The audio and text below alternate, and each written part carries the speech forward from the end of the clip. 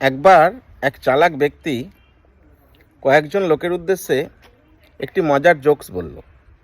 তার জোকস শুনে সবাই মিলে পাগলের মতো হাসতে লাগলো। আবার কিছুক্ষণ পর সেই ব্যক্তি সেই কয়েকজন লোকের উদ্দেশ্যেই আবার সেই একই জোকস বলতে শুরু করলো। তার জোক শুনে কিছু লোক হাসলো, আর বাকি লোকেদের আর হাসি আসলো না।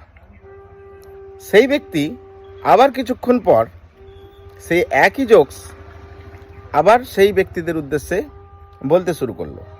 এরপর কি হলো, আর কেউই হাসলো না, কারণ তার জোকস বারবার শুনে কারো মুখে আর হাসি এলো না।